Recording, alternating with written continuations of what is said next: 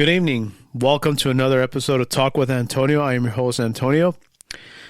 And for this week's episode, excuse me, looks like another one has come out in regards to that fucking scumbag slimeball accusing Dan Schneider. And this time is from a very well-known cast member of Nickelodeon back in the days, All That star Lori Beth Denberg has recently come forward with another allegation against that slimeball Dan Schneider. And this is from Yahoo.com, and this is from Variety. It says here, the title is, All That star Lori Beth Denberg alleges Dan Schneider showed her porn and initiated phone sex.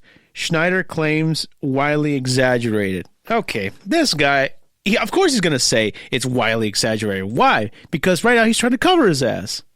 You know? It's like with, I'm not going to say the name of this guy. Everyone knows that this guy has a tendency to say witch hunt, fake news. Dan Schneider sounds exactly like that guy. And you know damn well who I'm talking about, people. Like, when people get accused of something, okay, people say, oh, where's the evidence? Yes, I understand that. But with Dan Schneider, it's been well known that this guy was always been a fucking creep, especially towards the younger women and children back in the days of Nickelodeon. And it is true. He's a fucking predator. He's a pedophile. I know it's a strong word to say, but judging by what this guy acted towards other cast members, he was a fucking pedophile. You know? It says here that All That cast member Lori Beth Denberg has accused Dan Schneider of showing her porn, initiating phone sex, and more when she was just a teenager. Doesn't surprise me at all. Denberg starred on All That for 4 seasons between 1994 and 1998. Schneider was a head writer in the series. Denberg gave an interview to Business Insider in which she detailed the allegations Schneider put her in. Well, before we get started on the story of her giving the allegations, this fucking piece of shit, let's talk about Lori Beth Denberg. She was the oldest member of All That. She started right after she graduated high school at the age of 18, and she started in All That. The most famous characters, number one was herself, where she did Vital Information. I always remember her doing Vital Information. You know, Lori Beth, excuse me. Lori Beth looks like she's a very likable person. She looks like she's very nice. And it says here that she was a mother figure to all the other young cast members there. But you can tell that she was very nice. And also she did Miss Fingerly. She played the character Miss Fingerly. Fran from the Island Girls, the sweaty woman from The Adventures of Super Dude, and another famous one. This is the one that I always fucking remember. Every time I remember her, I die. Now that I'm older, I started like fucking dying. Mrs. Hushbaum, the loud librarian. Because I remember every time she used to do all these loud things, and when other people would just say like little minor sound, like she's like, quiet, this is a library, not a whatever thing it was. And it says here she was played at the Miss Hushbaum, a strict but hypocritical librarian who was the one who was very loud in the library. It says here that she commonly honked her air horn and blew the whistle when students studied. She always engaged in noisy activities, but when someone else in the library makes the tiniest sounds, including her to stop what she was doing, she would scream things like, quiet, this is a library, can't you read? People are trying to study. How can you be so rude? Hush, if you can't be silent, then I will be violent. A trademark of the sketch was her air horn, her whistle, and the signs that placed around the library said, quiet, no talking, stifle, hush, silence, and shh. But yeah, no, like Lori Beth, she was awesome. I loved her watching her in All That. And she was like, to me, I think she was like her, Kenan Thompson, Kel Mitchell, Alisa Reyes. I forget the other cast members, but along with Lori Beth, she was the one of the original members of all that. And when she left, she was replaced by Nick Cannon, out of all people. No, nothing against Nick. I'm not saying I don't dislike the guy. I'm just saying, like, that guy, like, he was good, but, like, I don't know. He was like, I don't know. I just don't think he didn't really click with the other members. Like, Kenan Thompson was my favorite. He was always my favorite. Oh yeah, how can you forget Kel Mitchell? He was my my, all of them were my favorites. But when Lori Beth, I think it was just like this huge chunk. I'm not saying that. I'm saying huge. When she left, it took a huge chunk of the spunk that series had, you know. But you know, she said that she left. She did an interview that she left all that because she was getting older. I mean, yeah, it's just like with other shows I used to watch when they got other cast members were replaced, which is, excuse me, which is to me, well, you know, when you're a kid, you don't understand why people were getting replaced, and because we didn't know. But now as I got older, now that I'm older, I completely understand. I just see it from a different point of view. But enough now onto the fucking creepy ass stories on this guy right here that this poor woman had to endure with this fucking scumbag. It says here that according to Denberg, it was around her 19th birthday in 1995 when Schneider asked for a meeting with her and allegedly showed her clips of pornography on his computer. Doesn't surprise me. She said the, quote, grand finale of the clips was, oh, God almighty, you have got to be fucking kidding me. I'm sorry if I'm just stopping. I'm just trying to process what I'm reading right now. Like, are you fucking kidding me? She says, quote, the grand finale of the clips was one that depicted a woman performing oral sex on a donkey.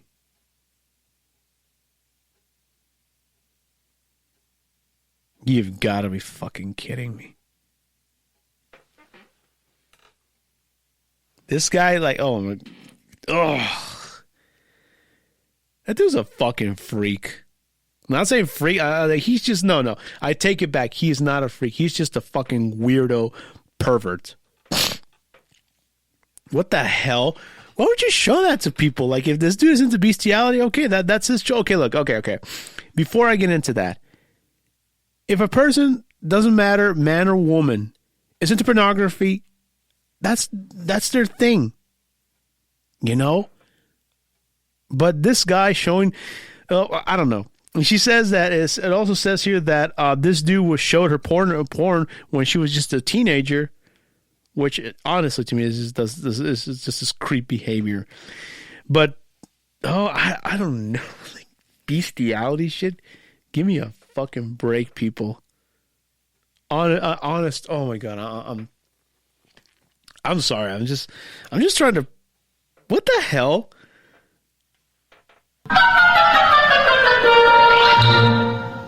What would you fucking pervert? Ugh. And it says here that she said that I quote, I feel like this is the first time he preyed on me, Denberg said in told Business Insider. And it says here that also that this is not the first time Schneider has been accused of showing pornography to someone he worked with on Nickelodeon. During an episode of Investigation Discovery's docuseries Quiet on Set, The Dark Side of Kids TV, Jenny Kilgan, a writer on The Amanda Show, also claimed that Schneider showed writers porn on his computer during their work in order to see how far can I push this person. That just shows creep behavior right there. And also like kind of like a control thing, you know what I'm saying? Like he just like wants to manipulate people by toying with their emotions, you know? And it's just like the way he especially like to show like I said, why would you show pornography to minors? How stupid can you be? You know? And it also says here that I also read that let me see. It says here that Denberg also accused Schneider of having her banned from the set of the Amanda Show in 1999 after she voiced concern for the well-being show star, her friend, and former All That co-star Amanda Bynes. And you know, now that I think about that, about that, we all know what Amanda Bynes has. One second.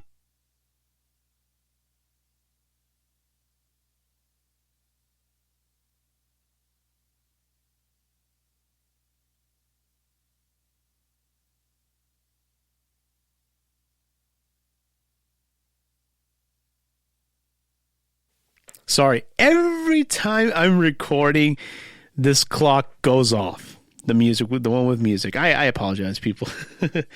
And as I was saying, with Amanda Bynes,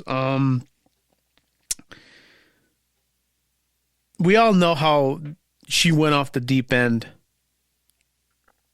Her behavior, her demeanor, everything. She's been like she's been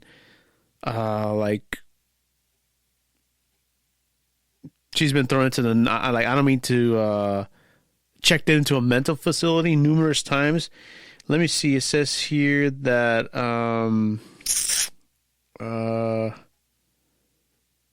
it says here that in 2012, she was charged with driving under the influence in West Hollywood. And it says here that,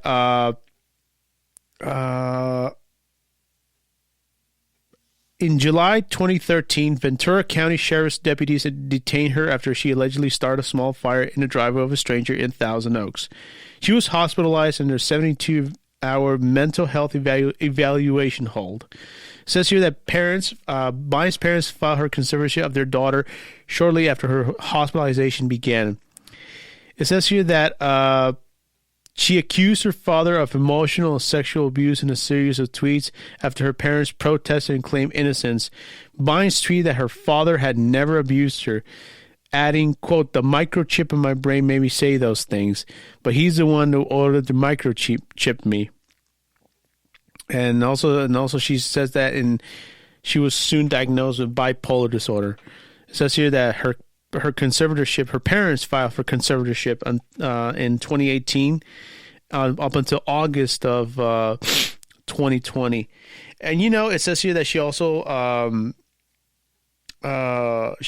experienced with substance abuse, cocaine, MDMA, ADHD, Adderall. And also in March 20th of 2023, Bynes was placed on a 72-hour psychiatric hold after she flagged a bystander for help and called 911 following a psychotic episode in Los Angeles. Oh my God. She says that she has had thoughts of self-harm. Mental health professionals determined that she needed inpatient treatment. She left the facility on June 30th with plans for a follow-up outpatient treatment. And now that I think about this for one moment, do you think that this guy Schneider pushed Amanda even to the brink of how she is today? Lori Beth expressed concern about how she was being treated, and this guy banned her from that.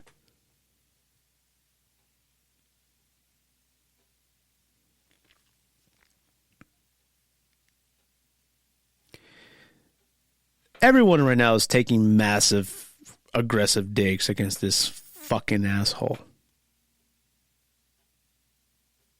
But this guy got away with a lot of shit, you know. He got away with a lot of shit. And the thing is like we're now because of this day and age of social media, with back that even when, like, during the days with iCarly, it wasn't really like reported up until because of this documentary. This documentary exposed the perverse nature of Dan Schneider. It also says here that but in terms of still talking about with Lori Beth, it says here that Schneider issued a statement to Business Insider in which he calls Denberg's accusation, quote, widely exaggerated and in most cases false. Of course he's going to fucking say that. He's just like that guy who says witch hunt, fake news, exaggerated. Because Schneider knows that he's fucking guilty. It says here, and he keeps saying, as previously stated, these were times, particularly in the early years of my career, that I made mistakes and exhibited poor judgment as a leader. Schneider added, if I did, with respect to Lori Beth, I sincerely apologize to her, but I cannot apologize for things I did not do. And every time I hear he says he apologizes, I don't know. It doesn't come off as sincere. He's just trying to say that I'm sorry, but he's not really sorry. I don't think people like him will ever be sorry with all like the predatory behavior he exhibited during those years of Nickelodeon. He's never going to be sorry. People like that always say I'm sorry when in reality they're not. Those people are never going to be sorry for all the bad things they said. And here comes another damning piece of evidence. It says here that Variety has reached out to Schneider's team for additional comment. Denberg also said that when she was 17 years old and told Business Insider that her relationship with Schneider turned sexual when she was around 19. This included Schneider allegedly discussing sexual topics with her over the phone and initiating phone sex with her in one instance. What the fuck? Oh my God. It's just like reading this is like, ugh, just gives me like, gives me like, I'm going to sound like, ick, like, ugh, what the fuck, dude? And it says here that, Denberg said that she would sleep over at Schneider's house. Out of all things, why would you do that, girl? Knowing how this fucking asshole is. And they would give each other massages. And there we go again with this fucking massages. This is so, whenever I'm out driving and I think about I think about what to talk about on my podcast. And when I only seen part of, like I said, I haven't seen the entire documentary. I've only seen part of it because of people talk about it on YouTube. And when they do that, they did this interview with this guy, and they talk about the massages. Why in the hell would you ask massages from young girls? Motherfucker, if you want a massage, hire a professional masseuse. Go to a massage place. That's my opinion. And I never understood that shit. Never in a million years. Why would he ask massages from the cast members, most specifically the girls? Why didn't he hire a professional masseuse or go to massage places, It's just ridiculous on this dude's part. And it says here that he said Schneider would sometimes play porn on his computer. She alleged one night that when they were watching Jeopardy together, they made a bet whoever saw the answers correctly would get a massage. Denberg won, and Schneider, I'm sorry, I get tongue twisted by it, just pronouncing the name of this fucking asshole. Schneider allegedly fondled her breasts and put his mouth on them. Predatory behavior. And it says here, Denberg said, I couldn't have been more green, adding that her relationship with Schneider was a, quote, weird, abusive friendship, she added. I couldn't have been more vulnerable. No, I'm not going to criticize Lori Beth. It's not that she was green. I guess, when this guy went into the children's television show business, especially, I don't know about other people, but this guy, Dan Schneider, he definitely had an agenda when he went to work for a children's show, because he knew, I don't know how those kind of people think, but he's just saying, I'm going to take advantage of all these young people, which to me, if that's the case, it doesn't surprise how this guy comes off, because Dan Schneider, if he went to the television business just to do that, he definitely had an agenda. And it says here that one also recalled a time when Schneider allegedly lashed out at her. They were at dinner with fellow writers and crew members when Schneider allegedly asked the group if they thought Denberg's breasts were different size. Oh my! What the fuck? You've got to be kidding me. And Denberg says she threw a piece of bread at him and he reacted by screaming at her. It says here that it was one of those turns that was just really upsetting and scary, she said. Everyone else seemed to completely blow it off. Doesn't surprise me. Fucking people acting, defending, condoning this dude's behavior. Another alleged encounter occurred when Schneider asked Denberg to drive with him to his auto repairman. According to Denberg, the two pulled over by a police officer. Schneider revealed he had a gun and made her hide under her skirt, so which the officer wouldn't see. The fuck? Why would he have a gun in his car? Like I said, he definitely, Dan Schneider had an agenda. It says that Denberg said that she decided to finally talk about her history with Schneider in order for others to feel safe to do so as well, adding, quote, "There's right and wrong and there's true and false." And it's like, I don't know, like people like, there have been other comments about like how this guy behaved, especially in that documentary. But there's always like this other half of saying that I won't get into details about that because I will interview someone regarding that document, ask questions about this documentary for a future episode. But it says here that there's more accusations of this guy said about this fucking piece of shit. Okay, it says here, what else?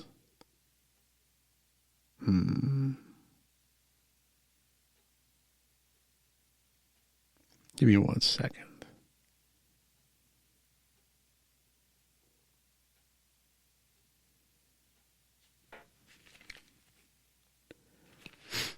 It says here that Denberg said that Schneider lashed out more frequently on set. If Denberg pushed back against Schneider, she said, it became more and more of, I'm going to make your life miserable. I'm going to treat you as badly as I can. It says here that her digs couldn't be more subtle. Someone who worked on all that told BI that Schneider could be vindictive towards Denberg, sometimes adjusting scripts to humiliate her. This person and 3 others who work with Schneider requested being anonymous in order to speak freely without fear of professional repercussions. They are known as to be as BI or BL. Once Robbins wasn't on set, Schneider made Denberg wait more than an hour on the chilly soundset, freezing and soaking wet, to film a sketch as a sweaty woman. Denberg starred in another recurring segment called Vital Information. According to Denberg, Schneider would refuse to write her jokes for the segment until the last minute, forcing her to perform live without rehearsing. Denberg said it felt like a power play to purposely upset her. Well, if that's the case, it's because this guy, she wasn't like, apparently this guy had, like I said, he has an agenda. He had an agenda towards Denberg because she wasn't going to be like thrown around. And this guy said, fuck, I can't take advantage of her, so I'm just going to make her life miserable. That's just what it screams right here. It says that other times, Schneider carried the threat that this, quote, this big man might turn around and to yell at you and attack you out of nowhere. Once Schneider warned Denberg to adjust how she sung in the scene when she told him to talk Robbins. The episode's director said that Schneider snapped and said he would tell her anything I fucking want. It says here that another person, Angelique Bates, one of the original members of All That for the first 2 seasons, she said that when she was 13, she told BI that in 2022 that Schneider once screamed at her after a sketch and went off the rails. Bates said that the incident was so intense that she ran away in tears. A person close to Schneider responded to BI's 2022 investigation, stated that Schneider, quote, never screamed at anyone, but Bates may have been upset by his direction. Of course they're gonna deny it. They're trying to to cover all the fucking shady shit that this dude did. And it says here that when Denberg left All That in 1998 after his 4th season, she never wanted to see Schneider again. But roughly a year later, Bynes asked Denberg to visit her on set of the new series, The Amanda Show. Denberg couldn't refuse. I decided that I loved her more than I hated Dan. It says here that Denberg had been worried about how Schneider treated Bynes, who she was 10 years old when she joined All That. In season 3, on Bynes' first day of filming, Denberg recalled Schneider adjusting her script at the last minute, upsetting the young actor. Denberg said that she cheered Bynes up, told Schneider that she couldn't change the little girl's lines on the spot. She recalled him responding, "I could do whatever I want." When Denberg visited The Amanda Show on set, the 13-year-old Bynes looked gaunt.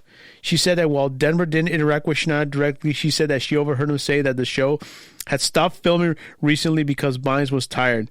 And as I said before, that this guy banned her from interacting with Amanda.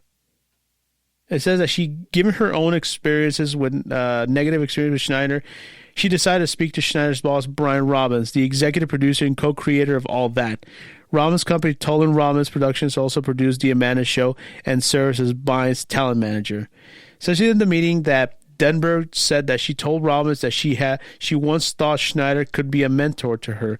She burst into tears and explained that she was worried about Bynes. She said Robbins did not ask any follow-up questions, but told her Schneider had easy either. It said even before the meeting, Denberg did not trust Robbins. He and Schneider were longtime friends, which doesn't surprise me. Robbins is going to condone the behavior of this fucking piece of shit. It says here that people who worked with Nickelodeon in the 90s said that Robbins knew about Schneider's temper and witnessed Schneider's on-set massages and crew members' extras firsthand. So, look, it looks like that Robbins was also he coddled this dude's behavior. It says here that Denberg left the offices to determine someone who would listen to her concerns. She made an appointment at Nickelodeon's New York headquarters. In the 2000 meeting, she recalled telling Albie Hike, the president of Nickelodeon Entertainment, that Bynes was in trouble. She said that Schneider was a problem and didn't care anything about himself. She said that she did not discuss her sexualized encounters with Schneider with either Hecht or Robbins. Hecht listened politely. According to Denberg, he later called her to say Nickelodeon had arranged Bynes' shooting schedules in an effort to make less taxing on the actor. It says here that when Denberg was back in L.A., Los Angeles, a friend called who worked on The Amanda Show called her to tell that a photo had been hung in a guard shack banning her from the set. She says that she felt like could try to help. Denberg said that she felt like she could have tried to help Amanda but couldn't.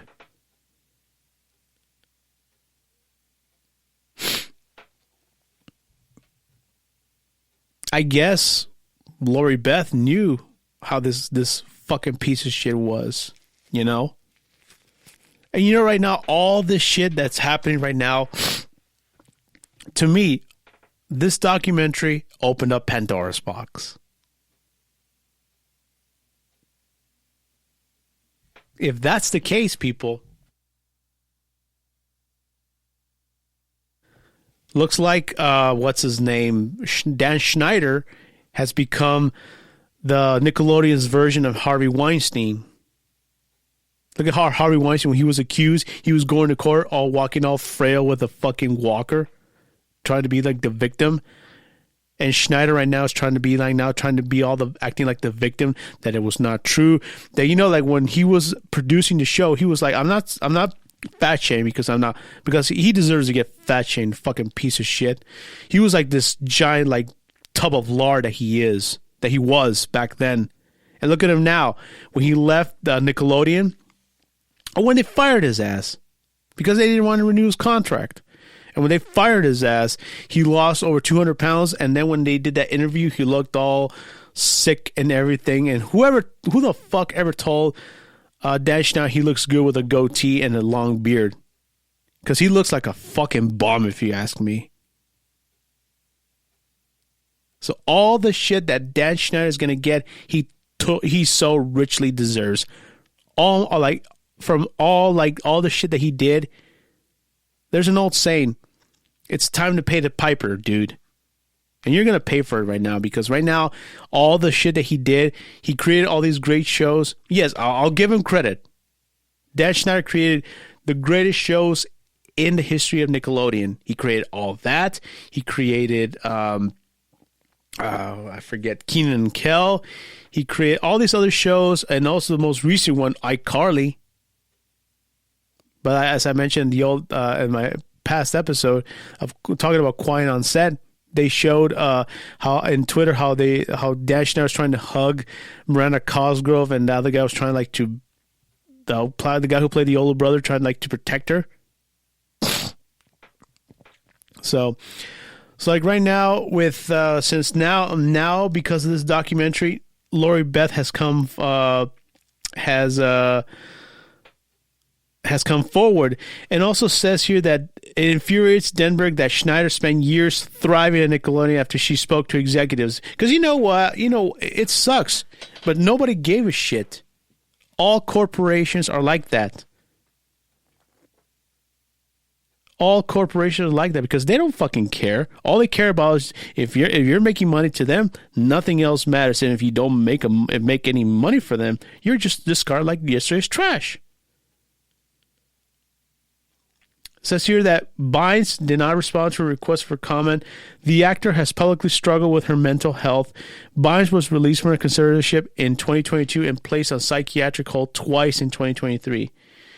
It says here that Denberg says that she hopes that by finally talking about Schneider, others will feel safe to do so as well. The 40-year-old actor who still acts knows it could ruin her future chances of working in television, but she is willing to take that risk. She wants Nickelodeon to take responsibility and wants people to know what Schneider did. There's right and wrong, Denberg said, and there's true and false. So, like right now, Dan Schneider is not going to get a break anytime soon, and I hope he doesn't.